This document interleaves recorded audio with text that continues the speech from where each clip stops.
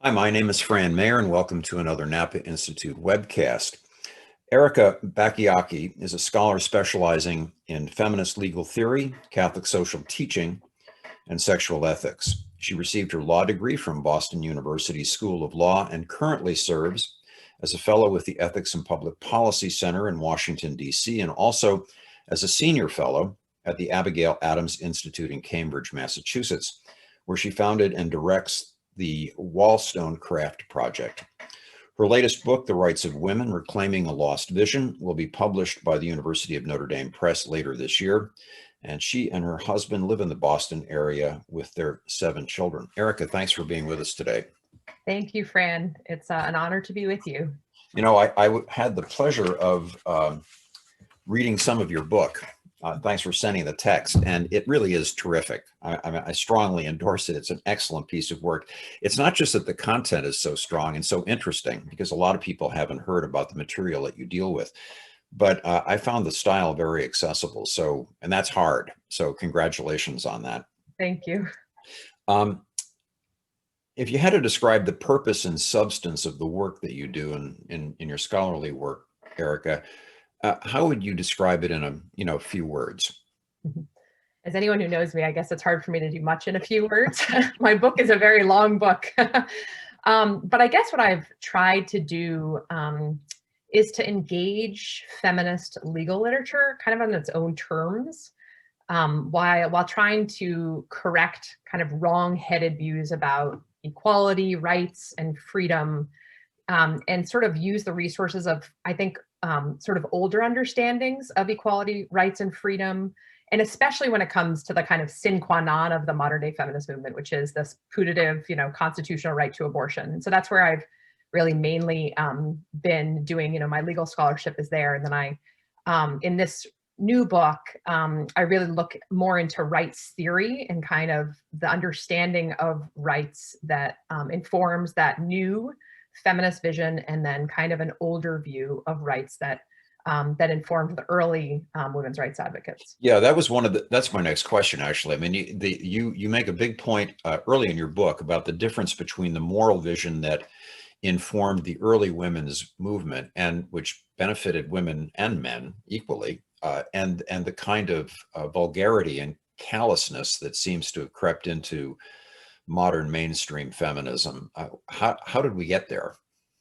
Yeah, that's right. I mean, as you know, I start the book with this kind of juxtaposition of the 2017 Women's March, which lots of women there with kind of vulgarity placed right upon their heads. But then also, I don't know that you did this, but I listened to the main stage, and there was really just it was quite horrible. I mean, they weren't kind of making reasoned arguments against this controversial new president, President Trump. But it was rather vulgar. Not everyone, but a lot of them. And so then you have this contrast with the very famous women's suffrage procession 100 years prior, where they're kind of depicting the virtues of charity and justice and all of this in like literally in costume, and doing this kind of, beautiful, beautiful kind of, and their arguments were much more reasoned. In fact, that was the whole basis of their argument for women's rights, is that women were rational creatures just like men.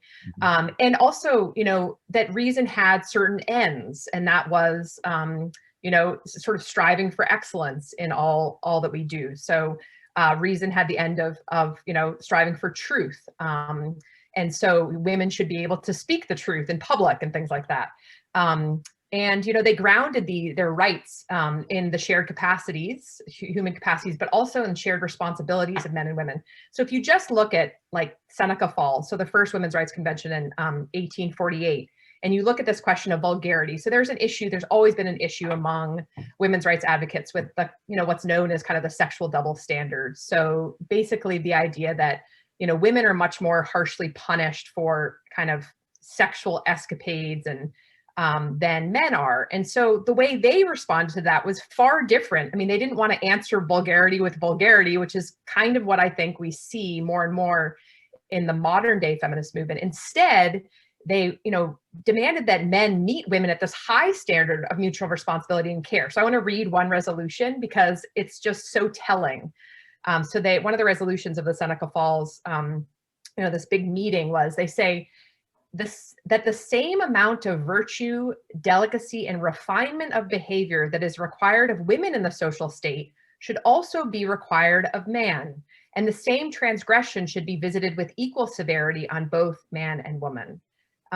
So I think, that's clearly a very different vision. They also had a very, very different vision when it comes to children and, unborn children especially. And that's where you see the real divergence happen is, their understanding of rights was very much based on responsibility. So they would be totally untenable to say that you could have a right to take the life of your own child, because the whole point of rights was to enable you to fulfill the special duties of care you had to that child. Mm-hmm. So that's where in the big, right around late, 1960s, early 1970s, when there's a real kind of, I think, capitulation to what I call the logic of the market. Women want to get into the, workforce. And so they kind of capitulate to this idea that you have to be this, unencumbered, sort of individual, shorn of any responsibilities. And that's been harm to everyone, to men, who want to take part really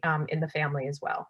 One of the things, or two of the things that I noticed in your writing is your emphasis on the early women's movement. You mentioned a moment ago, the early women's movement, emphasis on the word chastity applying to both men and to women, which of course is a classically Christian perspective, but I mean, it gets diluted in the way that the cultures have been lived. That's the first thing. The second thing is that I thought was very striking was your mention of how charity dropped out of the vocabulary and got replaced with this much more amorphous thing called love, in terms of what the exhortations were for from the platform on in the march, the latest march on Washington, the one that met Trump's inauguration. I thought that was fascinating, because caritas, charity, is a little bit more demanding than a word like love, which can mean virtually anything you want.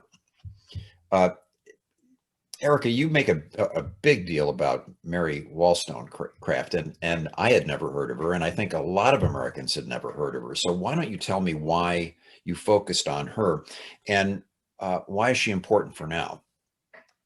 Yeah, so Mary Wollstonecraft is, someone I read. I mean, sort of the history I have, the background I have is sort of interesting, I think, and places me in kind of a special position to be able to do this work, in the sense that when I was a college student, I was actually a women's studies student. I was a leader of the Women's Center at the very liberal college, Middlebury College up in Vermont. Mm-hmm. I actually had sort of a socialist moment where I worked for Bernie Sanders, volunteered for Bernie Sanders up there. And anyway, I mean, I came around to sort of, first questioning abortion, actually, because I read Marianne Glendon's book, Rights Talk, and she's really, with Mary Wollstonecraft, the real heroine of this book, I would say. And what my argument, I want to spend a lot of time explaining Wollstonecraft. My argument is basically that Marianne Glendon, the corpus of Marianne Glendon's work, is really the true culmination of the vision, the moral vision that Mary Wollstonecraft set out, and that it was really, taken off course in the 1970s.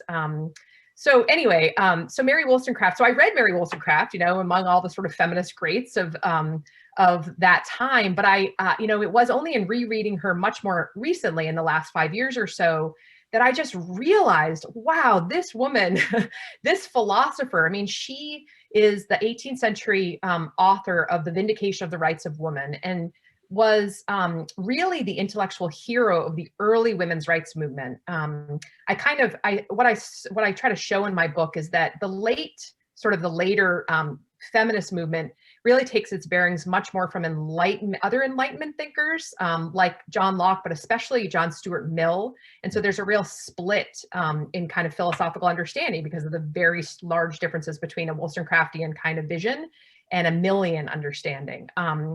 So what Wollstonecraft, her book, you'd think, Vindication of the Rights of Women, is all about rights. And certainly she is, making a defense or an argument for women's rights.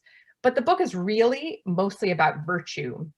And that's what's really incredible to read it today. I mean, kind of post my, conversion, after studying a lot of political philosophy, really being for myself an Aristotelian thought, and then going back and reading this woman, and then reading all the secondary literature and realizing, she's kind of reemerged once there are more women political theorists. Now there's this real reemergence of kind of virtue ethics in the academy. I think probably because of Alistair MacIntyre's great, book in the 80s, After Virtue.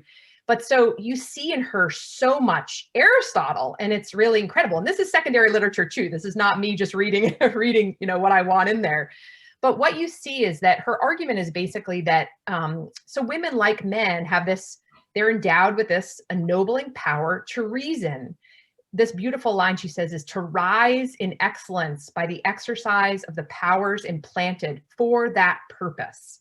And so she very much is a kind of teleological thinker. So she sees reason as having an end. And what's that end? Well, it's imitation of, divine wisdom, which is really quite beautiful. I wouldn't say she's not a thoroughgoing kind of Catholic thinker. She's certainly not Orthodox in her Christian views, but she was raised an Anglican, I think adhered to her Anglican views, but sometimes she reads more like kind of an old, like a utilitarian Unitarian, like a John Adams or something like that. Although actually, John more sympathetic to religion than somebody like, or closer to traditional religious sensibilities than somebody like Locke. Yeah, I think that's right. And so John Adams actually loved her. Abigail Adams called herself Wollstonecraft's pupil, and they actually both, they were together, kind of worshiping together and listening to both of them kind of their teacher, this Richard Price. So anyway, the kind of, what you see come out of Wollstonecraft's work is this idea that kind of virtue is the end of life. It's the happiness of life. It's the purpose of life.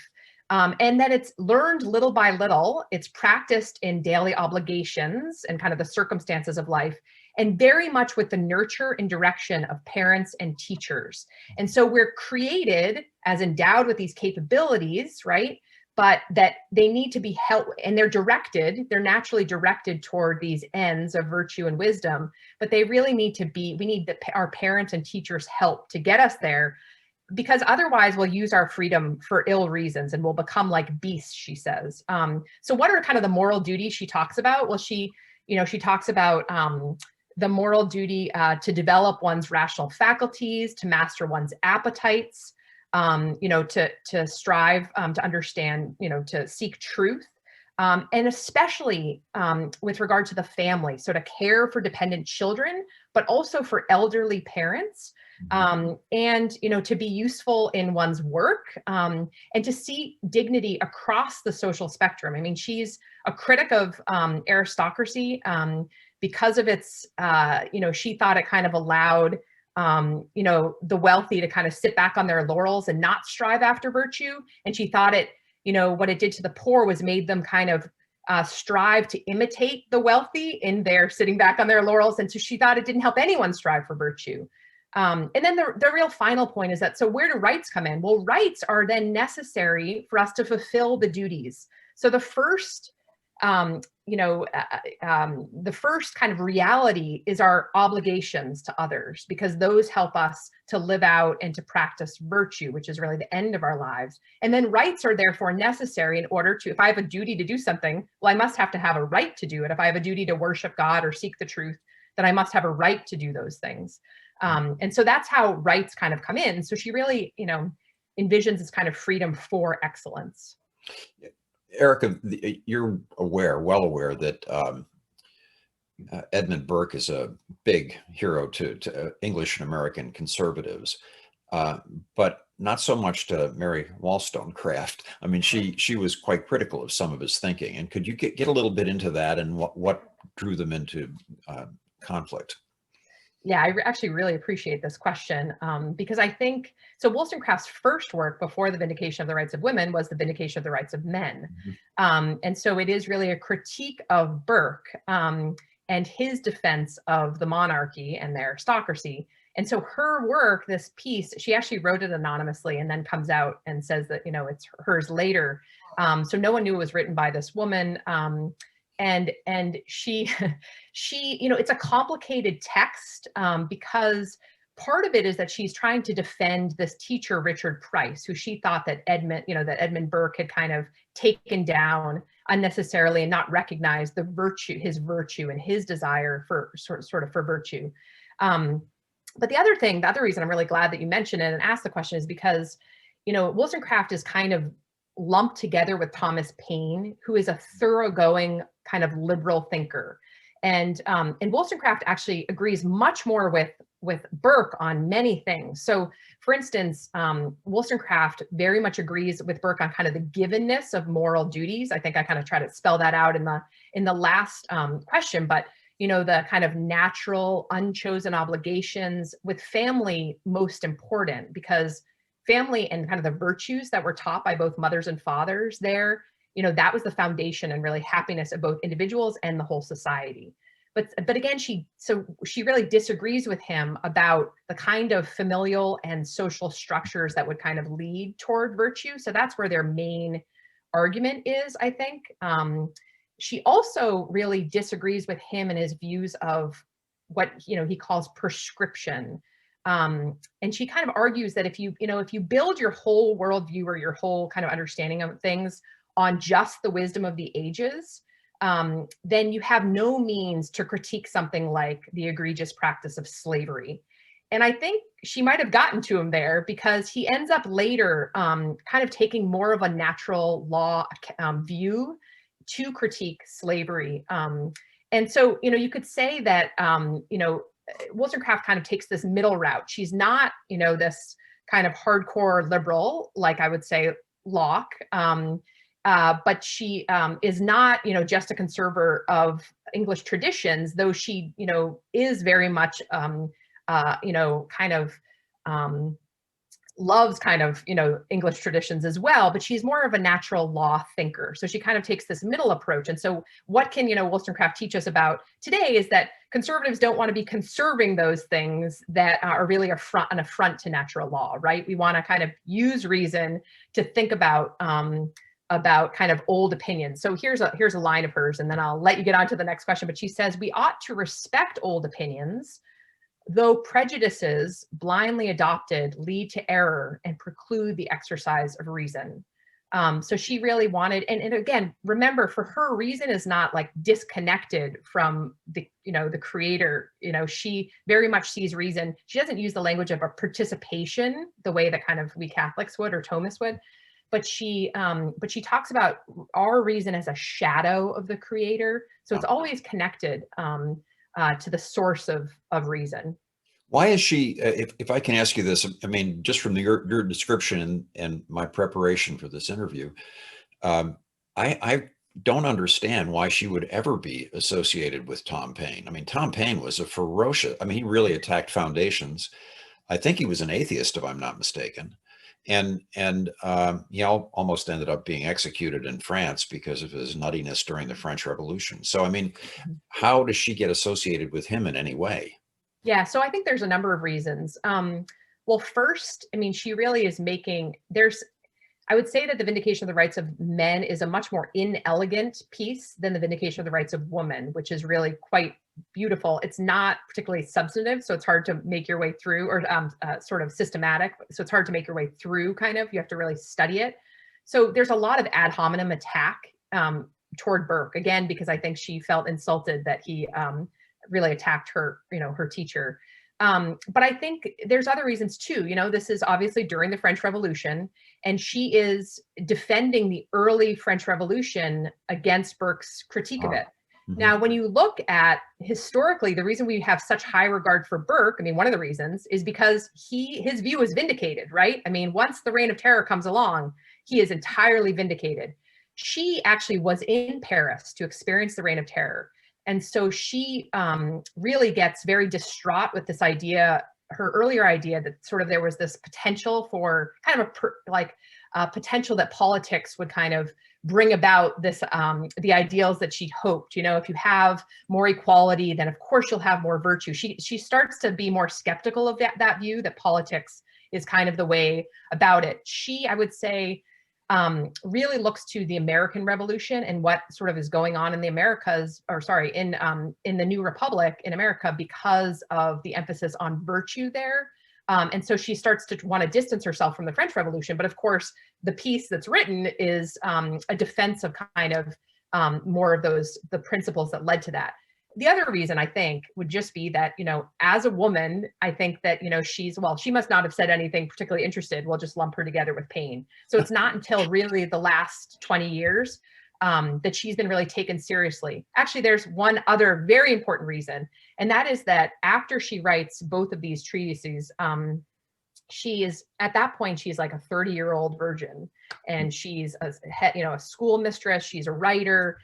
She goes on after the French Revolution to engage in, it's a very complicated story that I lay out, and I don't think it was fairly depicted by biographies that were done of her early on. But she doesn't have, I would say, what we might call unity of life. She doesn't live out the vision that she articulates in the Vindication of the Rights of Women very well. And so she's really kind of a persona non grata in her own country for a long time. And so it's almost like we needed to get through, that kind of the reputational problems, and then also get through all the 1960s and 70s feminists, saying, rah, rah, here she is, look at her way of life, and then say, well, wait a second, let's look at her ideas instead. Because that's really where, she gives us so much to chew on. You talk in the text that you're working on about Ruth Bader Ginsburg, and you have a complicated view of her. I mean, both positive and negative. I mean, what are her strengths from your perspective, and what are her weaknesses? Yes, I do have a complicated view of her, I think. So I guess I would say, it's easy in the sense that I think I would applaud the work she did as an advocate in the 1970s.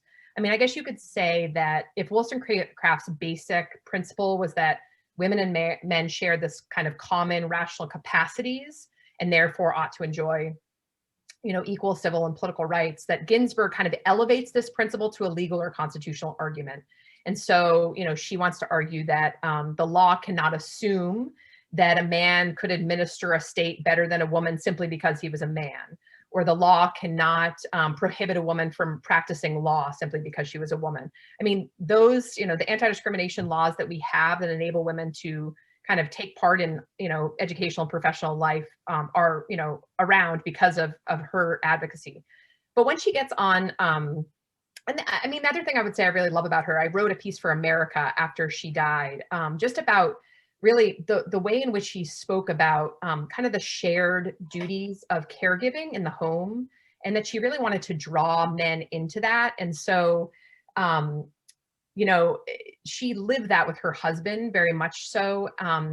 I think that she is really off track with how she thinks we're going to get there by her really ardent promotion of abortion.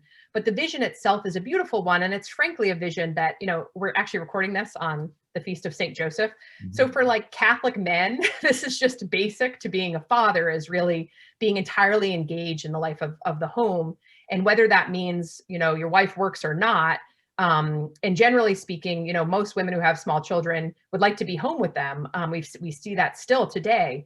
But during, when Ginsburg's growing up, there's less of that. I guess there's less engagement of fathers in the home. So she really wanted to see that. And so her, big mistakes. Well, I think that, as a Supreme Court justice, I think there's all sorts of things that you could say are faulty in her way of thinking. But I really focus on her views of abortion. She's really, she borrows thinking from others, but she really is the stalwart advocate for this view of abortion as necessary for women's equality. Mm-hmm. She talks about women, abortion is necessary for women's equal citizenship.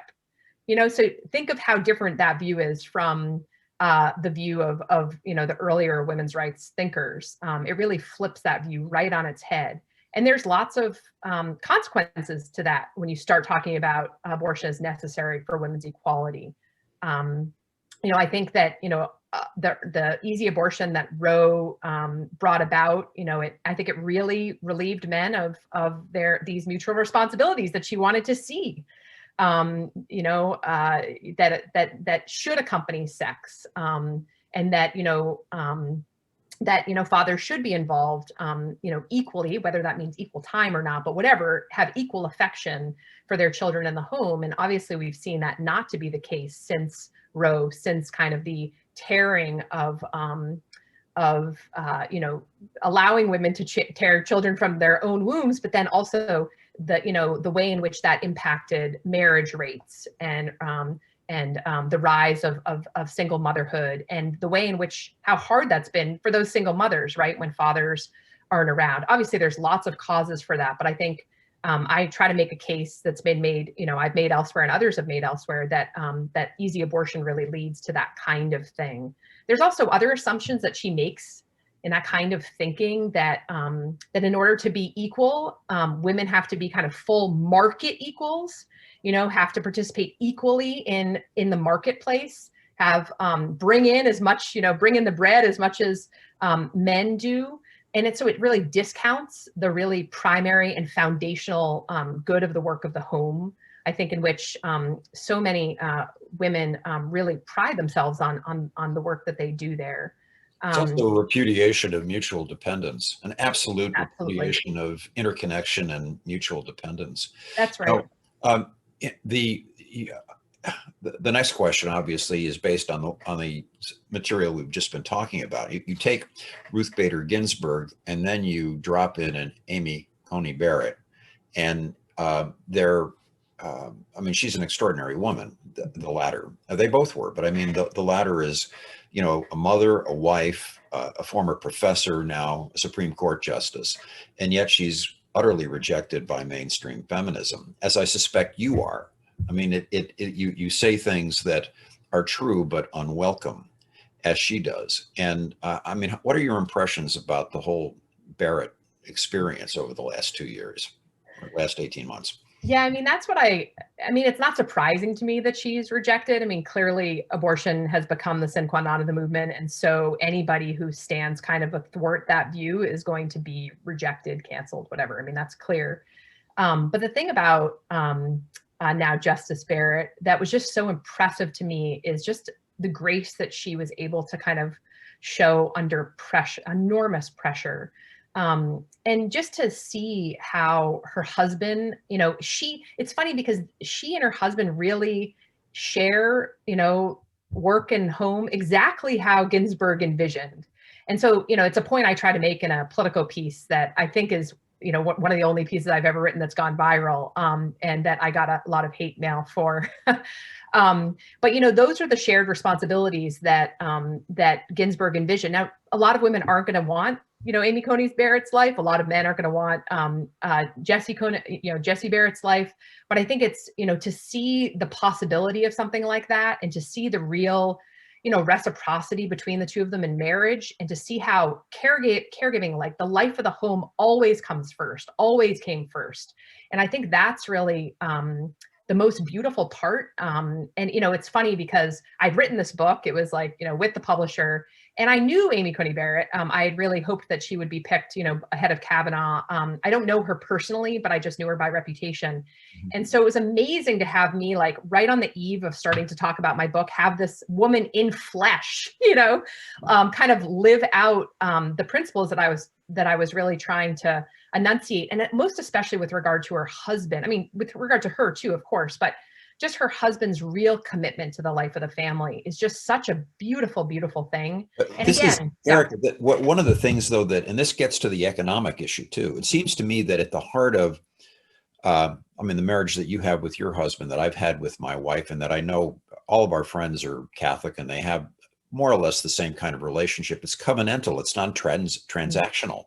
Right. And it seems like everything in American life has moved to kind of like a transactional equation that, in a sense, depersonalizes the whole covenantal quality to, I mean, the idea of sacrificing yourself for the person that you love is at the heart of every good marriage and every good family.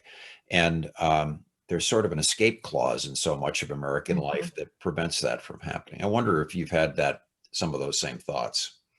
Yeah, no, I think there's no question that there's sort of this contractual view of marriage that actually, I show sort of starts with Elizabeth Cady Stanton. So she's the earliest, I think she's sort of the first real feminist who is very much a follower of John Stuart Mill and his view that, marriage should just be a partnership, and you should be able to enter and exit it just like you would kind of a commercial partnership. Although it seems like it's harder to exit a commercial partnership sometimes than it is a marital partnership. Yeah, but I think that that's absolutely right. And that's, who does that harm the most? I mean, it certainly harms, poor single mothers the most, when, childbearing and the sexual union is not seen as, very much within marriage and within this kind of beautiful responsibility to one another in marriage, because women are left, especially poor mothers are left having to do, both, provide for their children and care for their children, which is today, especially in today's economy, just an impossible task. Yeah, Tim Riker, very good Catholic economist, about a decade ago, wrote a piece in First Things about doing a purely economic analysis of contraception and its negative effect on women. The larger issue of women in the economy, how do you interpret the structure of the American economy in terms of its impact on women right now? I mean, is there a structural problem in the American economic assumptions that work against women being valued? Well, I think single women, no, not at all. I mean, I think the work of, Ruth Bader Ginsburg, anti-discrimination law, if you can prove your mettle like a man, you're good in this culture economy. If you can make kind of decisions like a unencumbered man or, independent man, you're fine. I mean, I think it's really families, and women with families, and potentially even, men with families, who have the hardest time in the economy today. I think there's all sorts of reasons for that. Certainly, the cost of life's necessities have gone up: housing, health insurance, while especially for lower income people, wages have stagnated. And what are the causes? I mean, again, globalization, the sort of falling of the manufacturing sector, the rise of the service sector, where, it kind of tends to be toward women's maybe gifts more so. I think you also see, I think a big reason for the difficulties for and the cost of everything is really assortative mating, what's been called assortative mating, right? Where, Yep. highly educated women and men mate and marry and then bring in two incomes because they have flexible work where they can do that and have childcare and spend time with their children and all that.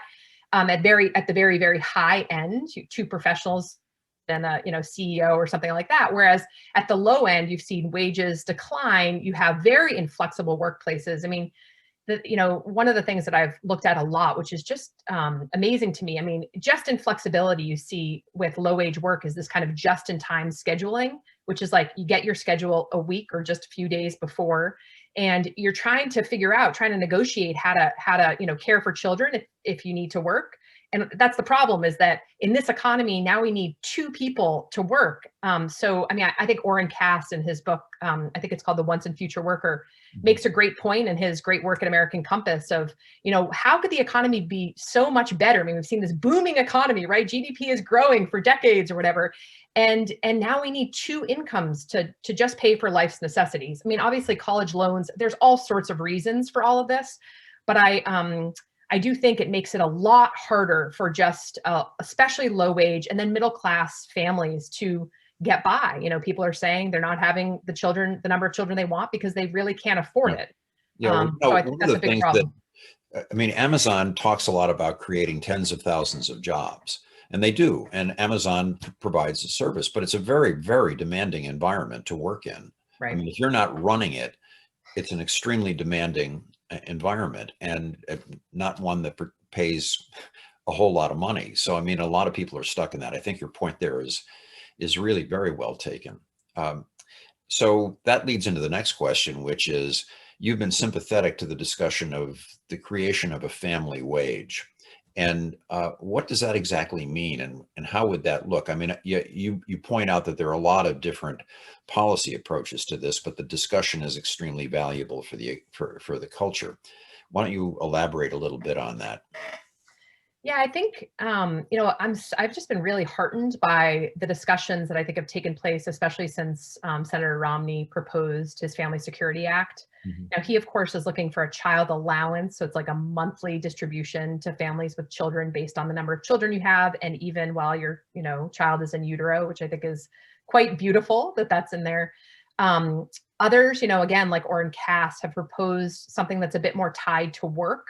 So is a kind of a buffed up wage subsidy like the EITC, the Earned Income Tax Credit. Right. I'm just so pleased that all of these discussions are happening. It actually reminds me of the communitarian moment in the 1990s, which is actually when I became a conservative, is just seeing kind of the importance of a corrective to the real devastating effects on the family. Again, it's not just the economy that has affected the family. Certainly the sexual revolution has had a huge role in that, but it's almost like, feminism, sort of the sexual revolution and feminism tied together, and kind of globalization have conspired together against the family. And so I think it's important. Marion Glendon, again, the great heroine of my book, talks about, a nation without a conscious family policy has a family policy made by by chance. And so the problem is that we tend to kind of imagine ourselves in our culture, because of our sort of Lockean heritage, as being these kind of independent individuals who run around and can work, and we're, again, unencumbered by these mutual dependencies and responsibilities. And so that's the family policy that's made by chance. It's kind of libertarian in kind of its assumptions. And so we really have to then erect an affirmative family policy to counter that, to say, wait a second, we love independence, that's great, but independent individuals are only possible because of families, because of the work of families, the virtue that is nurtured, the solidarity that is nurtured within the family. Mm-hmm. And so, let's come up with ways to support families, and not only rhetorically support them, but find ways to do this. And so, I'm not a kind of a policy wonk, I'm more of a theorist. So I have weighed in on some of this stuff, but I love the debate. I love that it's happening. And I'm really eager to see, how can we make sure that families can determine for themselves who cares for their children. Do they have the resources for one of them, usually the mother, to stay home and care for children? Or, again, has kind of the logic of the market and feminism conspired to have everyone be considered workers first, mm-hmm. and kind of everyone to assume that, of course, children will just be, the care of the children will just be contracted out to these really well-paid, caregivers. And it's like, well, no, because it's really good for children to be with their moms, especially when they're young, and with their parents, and their parents want to be with them, by and large.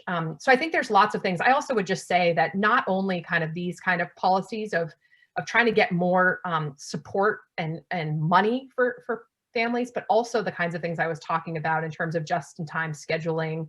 I think there should be much more opportunity for part-time work, and maybe part-time pay equity, that kind of thing, so that women or men, there's some, who leave the workforce to care for children, they can be kind of paid commensurate with their work, and not, sort of disproportionate or disadvantaged because they're trying to care for their children, which is really the priority, and should be the priority for everyone, for the nation, because they're, clearly the future and what everything else is built upon. Erika, one last question. What's wrong with the Equality Act? So much is wrong with the Equality Act. Yeah, I mean, if our colleague at EPPC, Mary Hassan, testified before Congress, before the Senate, about this, go find that testimony. She's really terrific. Did a great job. Courageous. But I mean, there's so much wrong. It shouldn't be called the Equality Act, clearly, because it really is, the idea of the Equality Act, for those who don't know, I think everyone probably knows by now, but the idea is, it's a sort of huge amendment to the Civil Rights Act of 1964, which would change the term sex so that it includes sexual orientation and gender identity, which basically turns sex on its head. Because when you start talking about gender identity, you're basically saying we're going to, allow trans-identifying men, they call themselves trans women, into women's sports. So that's Title IX. Into other protected, female protected spaces, female only spaces. We're going to require that doctors, give, infertility inducing hormones and surgeries to children, who clearly can't, determine these sorts of things when they're young. I mean, it's clearly a craze that's going on. And the fact that the medical establishment is behind this, or some of it, others are just scared of being canceled, I guess, and so aren't speaking out. is just, it's really going to come back to bite us. And I think sooner than some of these other errors we've seen in the last few decades, because there's going to be so many children who are going to say, what did you allow me to do to myself? Right. So yeah, I mean, I think it's a real, it's really, the fact that there aren't more feminists standing against this, and there certainly are, but the fact that there aren't more, and that they are, they're not all doing this, seems to me to be, I think they've lost a lot of the ability to kind of think through things, and reason through things, and see the kind of harm that this would do to women. Erika, you're terrific, and it's been a wonderful time conversing with you. I just want to remind our audience that your book, The Rights of Women, Reclaiming a Lost Vision, will be published by the University of Notre Dame Press later this year. Do you have an idea what time, I do. Yeah, it's July 15th, and it's actually available for pre-order now on Amazon, if anybody still goes to Amazon or Barnes and Noble, or I think, on the Notre Dame website as well. No, it's the material that I read is just absolutely terrific. So congratulations. Thank you so much, Fran, for having me. Thank you so much, Erika. It's been wonderful talking to you. Likewise.